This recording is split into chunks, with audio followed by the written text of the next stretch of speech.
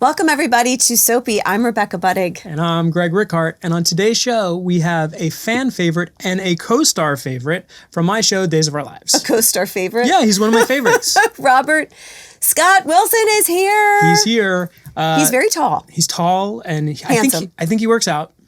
A little. And he is known by the audience of our show for 9 years as being Ben Watson, the necktie killer. But then he put on a pair of glasses and went from like Superman to Clark Kent, and now he plays Alex Kyriakis. He's got that like Superman quality. He's got a Superman vibe to him. He's very handsome. He could do that. You couldn't pull that off, but he definitely can. Does Lois Lane have like an urchin-like sister? Because you could absolutely be that.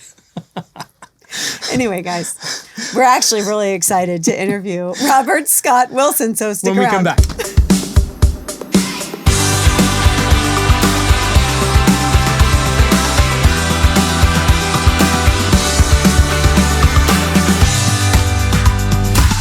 Rob Scott Wilson, welcome to Soapy, buddy. Hey, thank you so much for being here. Thank you for having me. You got a hell of a setup. Not bad, right? Likewise. And G, hey, my next door neighbor. We share a wall. Next door neighbor. Mm-hmm. You know, I was actually next door neighbors with him. Physical, did you know this? Like our homes were right He's like my brother. In fact, we were just in the bathroom together. I pee in front of him now. She just peed in front of me. God, I was like, we do this now? We pee in front of each other? Oh my God, our producer's like, don't talk about that. That's so Are you glad you're here? This is what we're That's talking great. about. No, anyway, perfect. That's how well we know each other. Yeah. So here's where I wanted to start. May seem like an odd place, maybe not. Sure. So in my he's research, so excited about this. Well, I ended up going down that rabbit hole of watching all 5 webisodes of the Price is Right search for the replacement model, because you were the very first Price is Right male model. Oh, so you watched the next one? So I watched, so you were a guest judge in one of the episodes, and then I was like, well, now I'm invested and I got to find out who wins. But what I was invested. I mean, he's been talking about asking you this for 3 weeks. Let's do it, man. Now's the time, G. But here's what amazed me about it. It is such a specific skill that very few people can attest to, because it's not runway, it's not editorial. You are live action modeling, and you were so good at it. Thanks, man. But how? How do you hone that skill? Live action modeling. Live action modeling. Let me tell you, it's coined here. Yeah, no, it was awkward for me, because obviously it was only women that had done it before, and look, I'm eternally grateful for that job and that part of my career, you know, because there's no blueprint of how to get your foot in the door, you know, and I had done the modeling thing, trying to pay my bills here and there between Boston and New York and Los Angeles, but by the time I got to LA, I just wanted to act, you know, and I was studying acting, and I had this diet of like co-stars and guest stars. So when this came up, I was like, you know, it wasn't really my thing. Long story short, once we started the process of trying to, you know, get the gig, and they started doing the webisodes, and even then, I was actually doing it with one of my friends at the time, and we were just like, man, you know, fuck this, you know, excuse my language. No, you can curse. Okay, well, I'll try to take it easy on the cursing. But we were kind of just like, you know, this isn't really our thing. And then it got narrowed down. And then, you know, the competitive spirit in me kind of kicked in. Started to get invested. Once it got down to like 5 of us, I was like, okay, now I want to win this thing. You know, I've come this far. And it ended up really changing my life, because it opened the door to daytime, period. Granted, I wasn't acting, but in a way we were. And when we started, at least when I came on board, Drew was always, you know, busting my balls and saying things to me, and I'd have to say something, but we weren't mic'd. So when I started, I'd always right away try to, you know, jump in with him, because he's like the improv lord.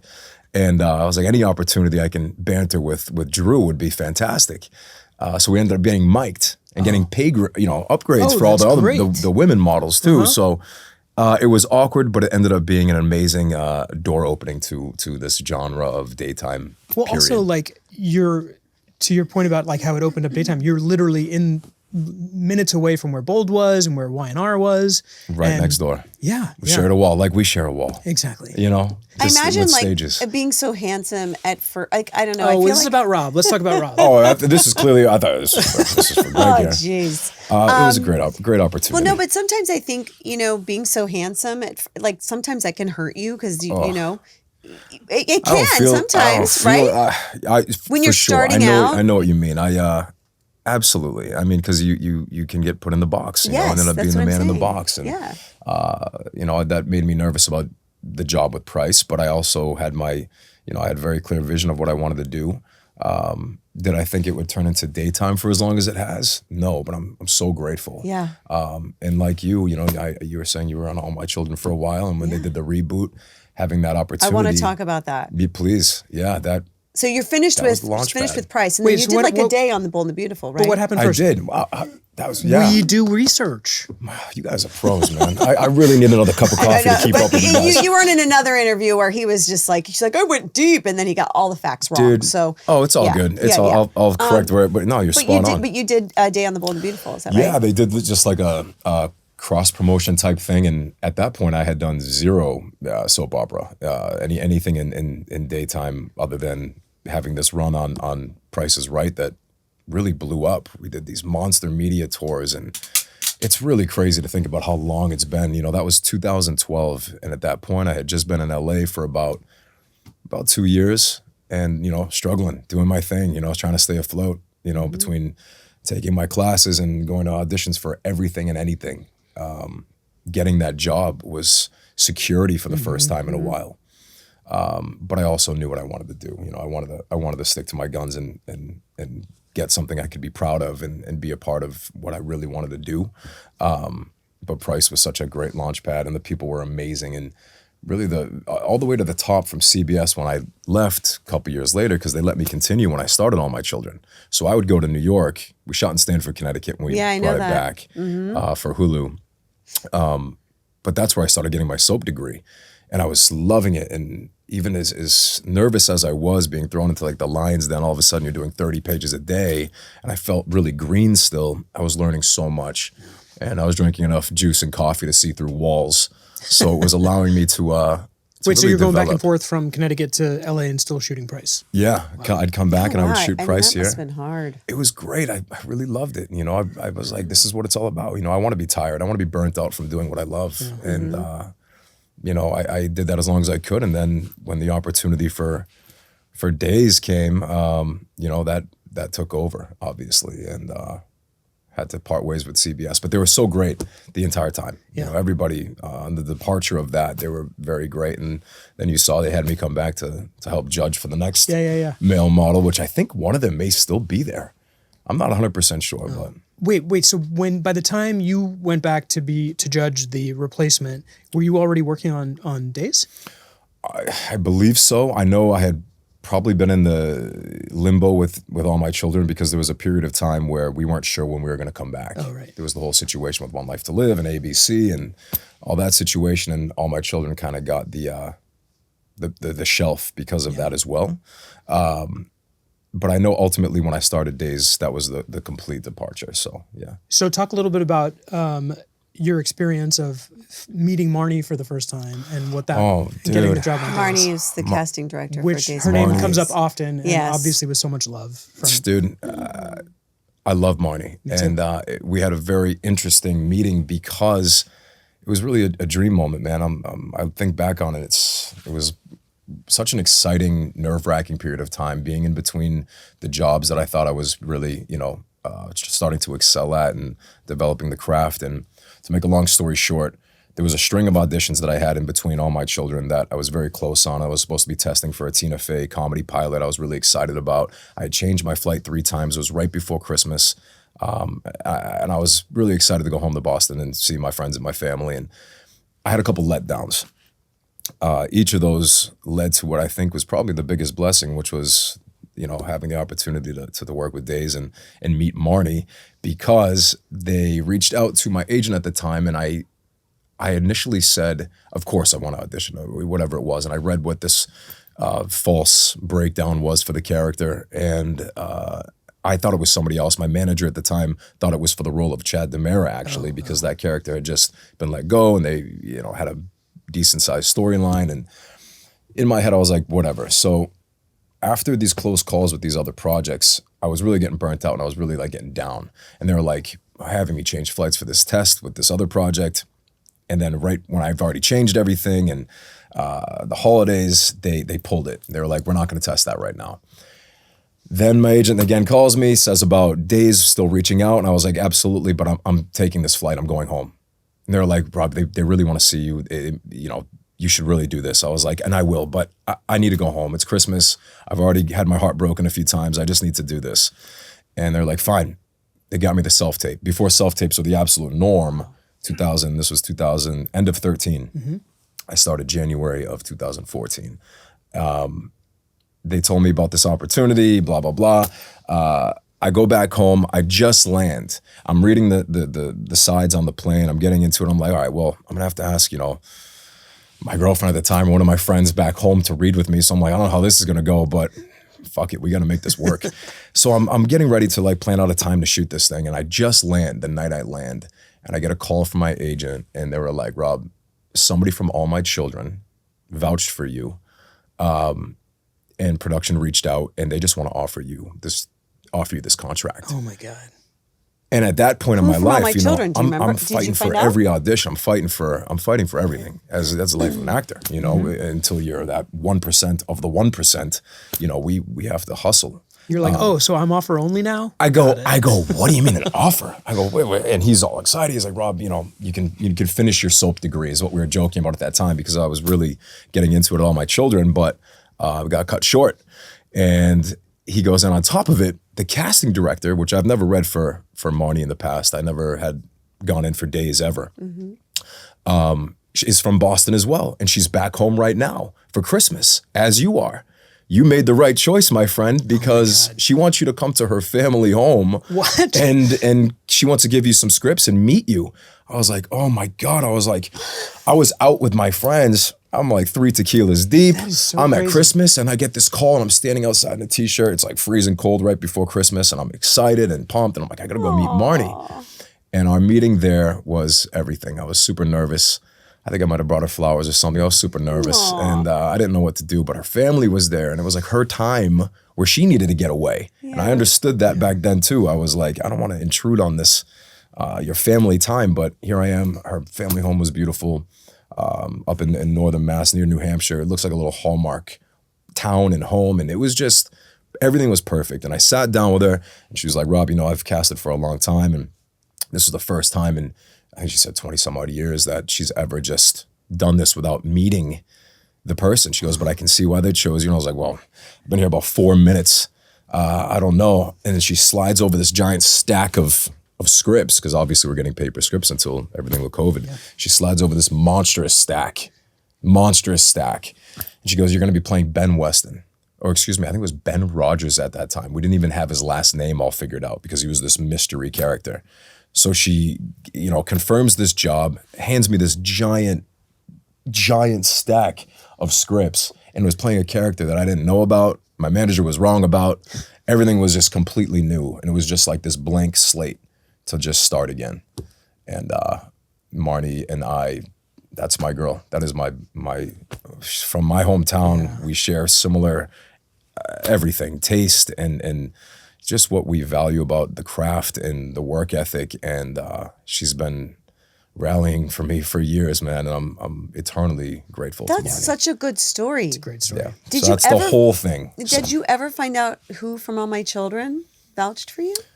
It was Lisa, who Lisa Descauzette, who had passed. Yes, right. Lisa Descauzette. Yeah. She had actually, I think, come over 2 days for a period of time, or I'm not really even sure. And she was at Young and Restless briefly too. Yes, so she was there, and I had, when I got the offer and I started at Days, I went up to the booth, and I didn't know anybody yet, and I was pretty nervous, but I went up there and just was like, I have to thank you. Little birdie told me.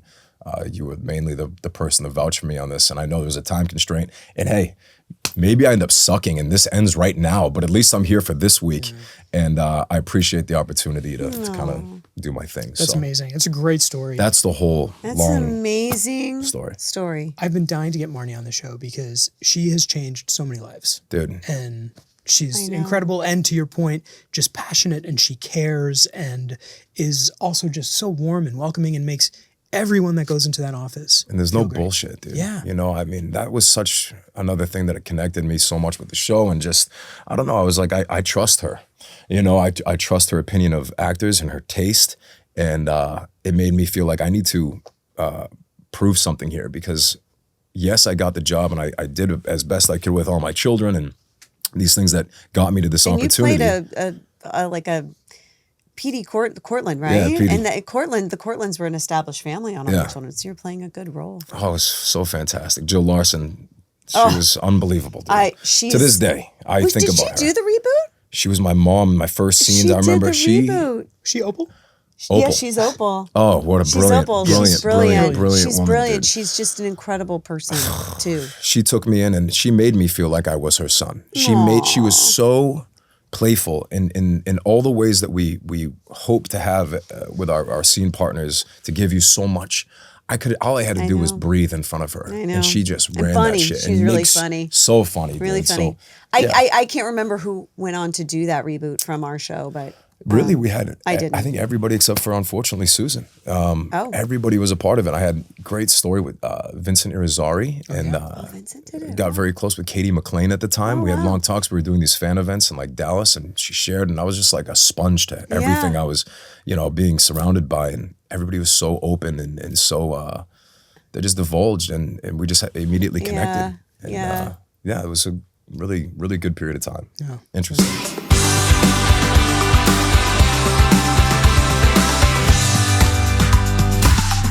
Get to Days, and clearly you didn't fuck up on that first week, and it ended up being more than just that.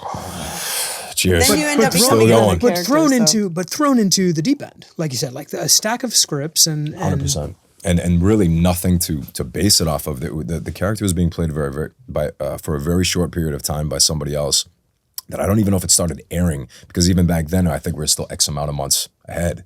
So I didn't really have anything to base it off of, and I didn't care so much about that. But I read the initial breakdown for this character, and it went in a complete different direction for the Ben Weston, and it felt kind of like I was happy to be there. I loved working, but I couldn't really sink in yet, and I really didn't sink into that role for over a year. And unfortunately, when it really started to click and they ended up writing Tremendous for me, and that carried for a very long time, was when they turned him heel.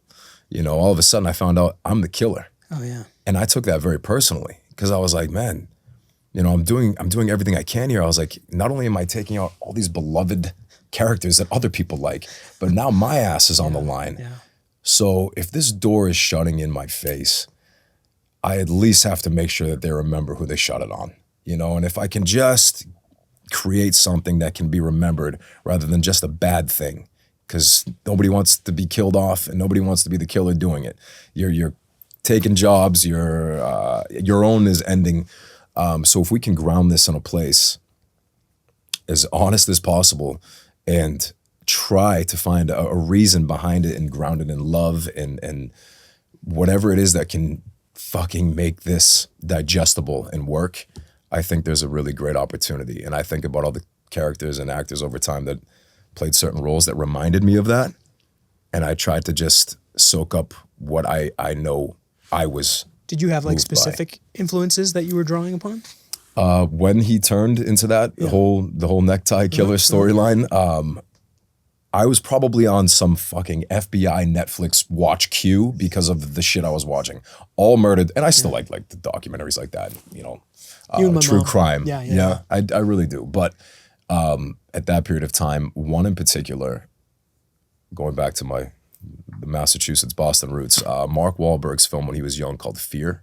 Mm-hmm. You remember Fear? Mm-hmm.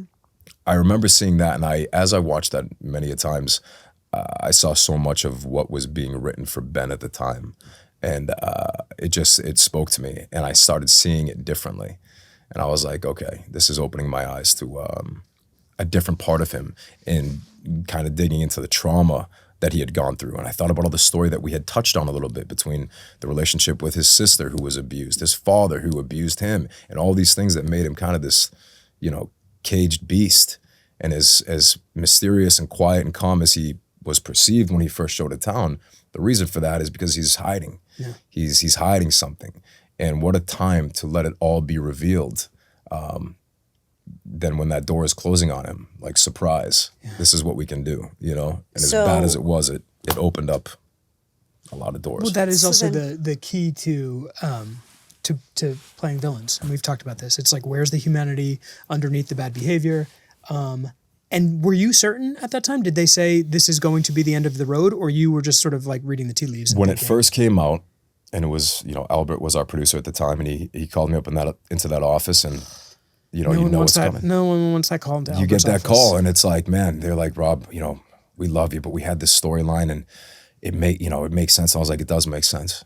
It does make sense, and I'm excited to do this, Albert, because I'm pissed off inside, and I can't wait to infuse this storyline with how I really feel.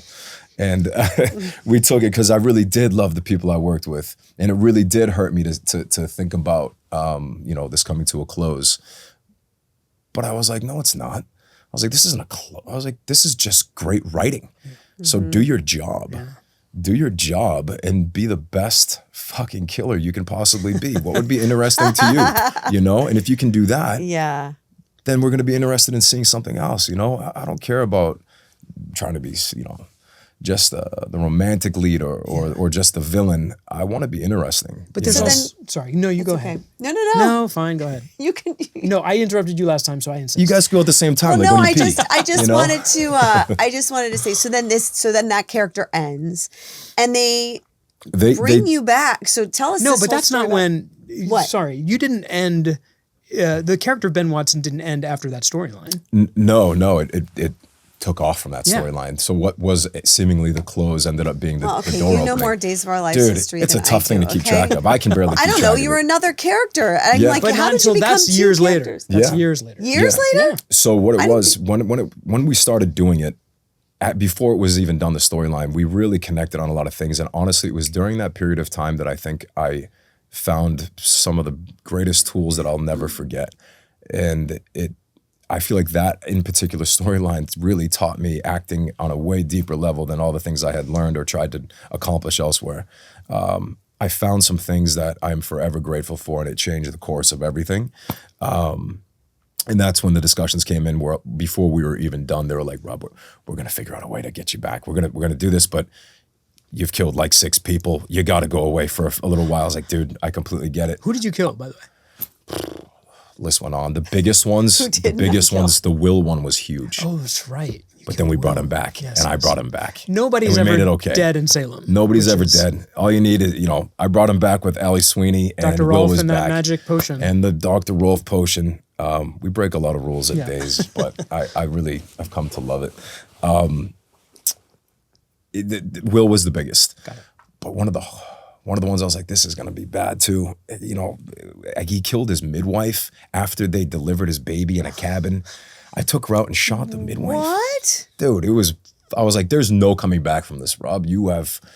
Enjoy your time. Yeah. Make a meal out of this because this is going to be hard to come back from. Will was beloved. A lot of them. Paige, the character Paige. Mm-hmm. Serena Mason. He killed like women. And then he killed Will. And he killed his midwife. It was drastic. Then I beat up Chad so viciously, and it was like we used to shoot like really choreographed fight scenes. Yeah. Me and Billy had one that was epic. You and Billy Flynn. Me and Billy Flynn, my boy. Love Billy. And me too. And yeah, I miss him, but I'm happy for him. I hope he's doing his thing at YNR. I bet he is. For sure. But we had an epic fight scene, and it was so fun, and it took so much time. We really took time with it, and I think that's why the story really hit. And really try to make a meal out of everything, but yeah. Okay, so then Ben goes away because he has to, because he's killed all these people, comes back, and then you still have a long journey as that character before a transition into... Yeah. Oh, go ahead. No. God. Shit. Are you going to keep doing this? I mean... I like it. Also, I was just curious what he did with his time between those two characters. What did you do in that time? Did you go snowboard? And I know you like to be in the mountains. I do. I love snowboarding. With that in particular, with the Ben thing, it really went by quick because I did a 2-year contract, and at the end of that deal, I still came back in, was kind of popping in for episodes to throw kind of gas on the fire, so to speak.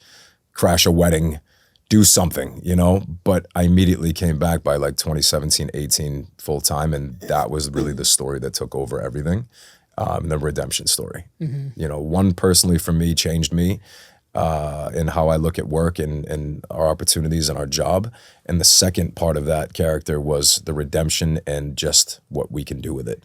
And that was just, it caught fire. The Ben and Sierra storyline blew up. And taking somebody that was bad, turning him into this gray character, you know, rooted in love, and the woman of his life, you know, helping change him. It's been the story with Soaps forever, you know, daytime romance. Very similar to my character on Young and Restless and having a big redemption. And same thing, I didn't go as far as killing somebody, but the only reason she didn't die is because I locked her in an airtight freezer and then burned the restaurant down.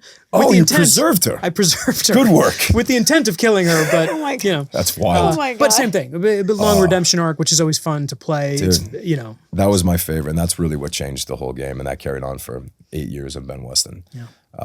Then some changes happened within the show, and got the call about Alex Kyriakis, you know, so that was probably the greatest compliment I could have gotten, you know, because I know we could have kept trying everything, but we put that guy through, we did everything, both as a couple and individually, give him the happy ending that the fans wanted. And I think it was Ron, obviously, Carlivati. Kudos forever to him as well. I adore him. He was here yesterday.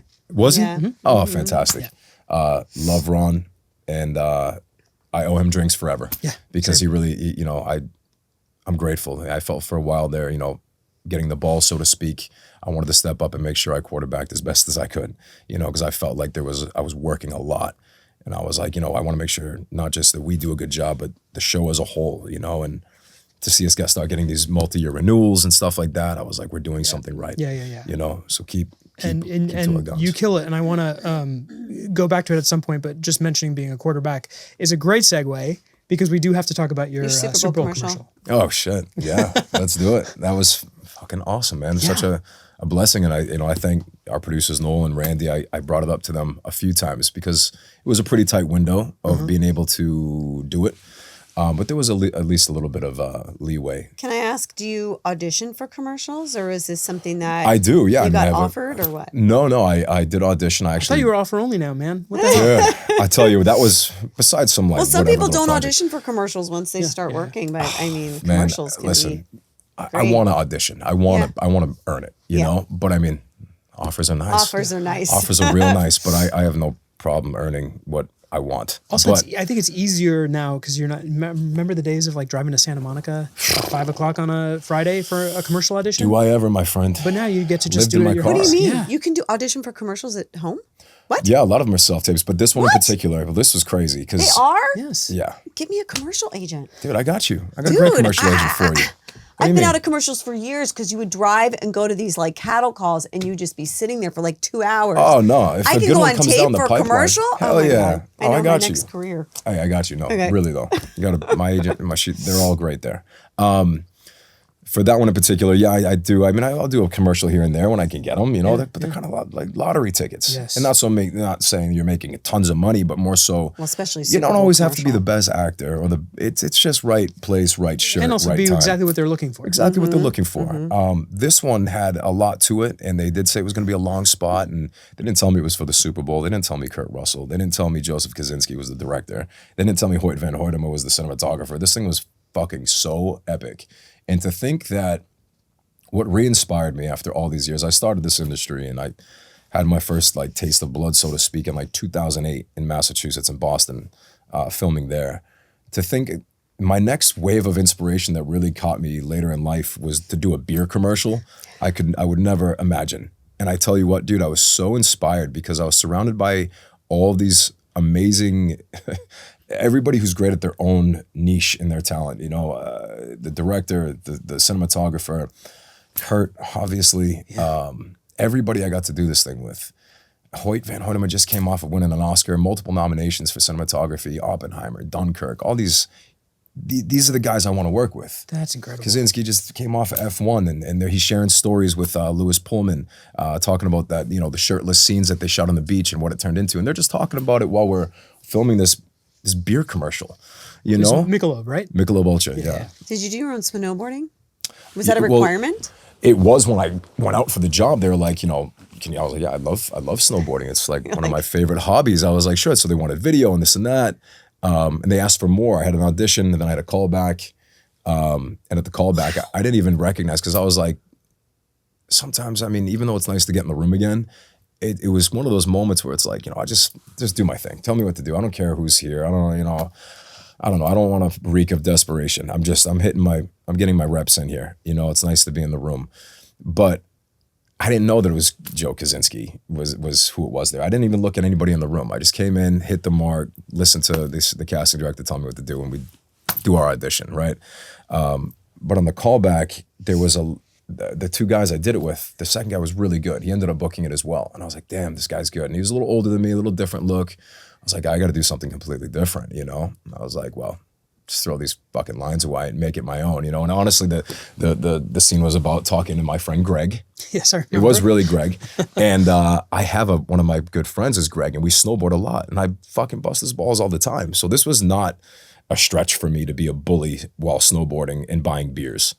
This was not, this wasn't a stretch. This was like another day for you. This was like you were like, this is what I do all the time. This is a Thursday at Why are you Mammoth. bringing me in? Yeah, I was like, I sure. know how to do this. And then as it came down, I felt good with it. I really made it my own and changed things up, and I just loved doing it. I felt it was really fun. I get the call while I was at a fan event for days. Actually, I got a call from my commercial agent. They're like, Rob, you got the offer, and I have to tell you, I'm not supposed to because I signed an NDA. Sorry, guys. Sorry. It's but expired, it's going to be, airing. we don't know who the A-list is going to be, but this is the big 60-second spot. It's for the commercial. So you got to tell your producers, figure out a way to do this. So I was like, yeah, Super I Bowl. was like, all right. Yeah. And then my team went, I'm diehard Boston sports. So New England was in it, and I was so spoiled with that moment. Even though the Patriots lost. Still, but I feel like the win for you was having, because I saw you had a bunch of your friends over Yeah. and really like, Yeah. but that was still a win, even without it was the so Patriots. special. I really man. liked your idea of putting the jersey of the other team or Wasn't that whatever you funny? did as the doormat. As the doormat. Oh my God. I'm like, that is a great idea. Next time my Bengals or my Vikings are in the Super Is that Bowl, your team? I'm going to, well, those two teams. Okay, yes, cool. Yes. I mean, I'm from Cincinnati. My husband's from Minnesota. So Okay, cool. my kid seems to like the Vikings. I got more no than the bad Bengals. blood with either of those teams. You got good teams. Okay, That's cool. yeah, I know. Although remember that one year she was real bent out of shape when the Bengals lost, remember? Oh, and she was crying. Oh, Yeah. no. Well, she's really I know into that football. pain. My daughter, she played flag, and anyway, we're no. getting off. We're getting No, please, off the please. rails. Okay, wow, we've said a lot. Yeah. I do want to ask you. You like to cook, right? Because did your father have a restaurant? Or? Yeah, I did that. Yeah? When I was very, very young. You're Italian, yes? Yeah, I'm a mutt, but I was raised like a Italian household, so to speak, on my mom's side. So like Christmas is 7 fishes, God. Stuff like that. But I'm a mutt. I'm a Italian, French, Native American. The last name Wilson. My father and his whole family was adopted. All his brothers and sisters were adopted by who was my Papa Jay, who took on all the Hellions and made them Wilsons, and I'm a spawn of that. And then So then, what's your favorite thing to cook? Do you make favorite homemade thing to cook? pasta? I think probably my specialty is something I did pick up from my dad. It's very New England based, but it's a stuffed mushroom, like a crab stuffed mushroom, very New England style. And I like to cook Italian. I'm a pasta guy, and I like all that, but. We got to keep abs on our show, so I try not to eat, too much Peniello vodka. But what are you gonna do? We're Italian on my mom's side, and I have no interest in cooking, but my sister is like the cook, and she can do, she'll do the 7 fishes, and she does her red sauce is just to die for, and she'll come and visit and make us like a giant pot of it to just freeze. Oh, I love we have it. for a long Thanks time. for That's the inviting me. best. Okay. Next time. Fan Okay, we questions. have a Soapy hotline, Fan questions, and fans yes. write in with questions, so we got Soapy to get to a hotline. couple of those. Let's go. What is it like working with Abigail Klein while portraying Stalex? Stalix. Oh Stalix? yeah, they gave us the smash name. I know. I Stephanie knew it was for Stephanie Alex. But you I'm said like, it how- wrong. It's Stalix. Stalix. It's fine. It's all right. I got a weird accent. I say a lot of things wrong. Okay. Abigail's fantastic. She's amazing. She's absolutely fantastic. I know she's probably green to daytime, but she's an absolute pro, and she's an absolute sweetheart. Makes my job super easy. Yeah. And even the days that we can't fully rehearse as much as we'd like, I can always trust that it'll come together, because sometimes you get the right chemistry or the right person, whatever it may be, that's just open and there with you in that period, and I can always trust that it's going to be okay. So that's how I feel about this guy. Oh, God. Whenever we have scenes together, make no his matter ego what, anything. because this guy has so much dialogue, and they write for Leo some of the wildest shit. I know. And sometimes we'll be working a good amount, but we haven't worked a ton together recently. No. But they always, not surprisingly, they always have me like relentlessly flirting with you. And you're it's so funny. But like you're so playful and game to just sort of, because there's some actors that you sort of like hit the ball to and they're like, I don't want to hit that ball. Sure. But you're always fun to spar with. I think that's where the gold lies. Do you remember our first scenes together? I do. Our first scenes? I remember a lot of our scenes. I just remember the first one. Spot. Well, I'm just curious. I remember one specifically because our producer called me and he asked if I'd be okay. Oh no. And I was like, can we do this without? Because I was like, this could be funny and we'll have that same thing. But they're like, they wanted me to like show my ass. When we first went to Peacock, if I'm not mistaken, it was like a punchline with a Leo scene where Leo was making a comment about me walking away and I guess my towel drops. And I was like, dude, I'm down for all this. But I was like, do I have to like drop my towel too? Isn't that like... The implication's there with or without the towel. Yeah. But I was like, listen, it's going to happen sooner than later. You work out so hard. You didn't want to like show off what all that hard work? Ass. Yeah, fuck it. No, it is what it is. I know this game and I know, daytime. So I'm not bashful like that, but I was like, maybe there's a right place and a wrong place. Yeah, there's a way for it to be. I get it. What was our first one? It was like before I was there on the regular, and I think you were working for Vivian Alamain at some point. Holy shit, yeah. Right? Okay, yeah. And I had a scene where I come to the door and I don't know if you're her like henchman or whatever. Yes. And I just remember saying something where I was like, oh, if only I had a daddy, like blah, blah, blah. Yes, you looked at me, yes, I remember this. But you just had this like playful grin in you, because your line back to me was like, you mean like a daddy? But you just said it, you go, you mean like a daddy? I remember now. I was like, oh, this guy is playful. Daddy? And he's really fun. Yeah. Daddy? Yeah, I remember. Okay, wait, sorry. One last fan question. Why do you think people should be watching soaps today? Why do I think people should be watching soaps? I think this is a genre that has stood the test of time. And granted, it's been slimmed down and there's only the four of us left. Five of us now, excuse me, 5 of us, which is great, by the way. Yeah. Love that. Feels like we're on the upswing. I do too. And, this was something that was foreign to me too, even though I grew up watching it. It was actually Young and the Restless with my grandmother I watched. I knew it very well. And to this day, Victor Newman, come on, this guy, Braden is still doing it. It's unbelievable. Incredible. It's something that stood the test of time. And the amount of work and if you can do it well, which I believe everybody who has consistency in this genre is doing something right. If you can do this well, I believe you can really have a shot at anything. And the respect that I think the actors do get, I think respect soap actors a lot. But if you're on the outside, you're like, they do soap opera. Or they, it's daytime, we're not shooting Fellini's. This isn't Scorsese, I can't watch this.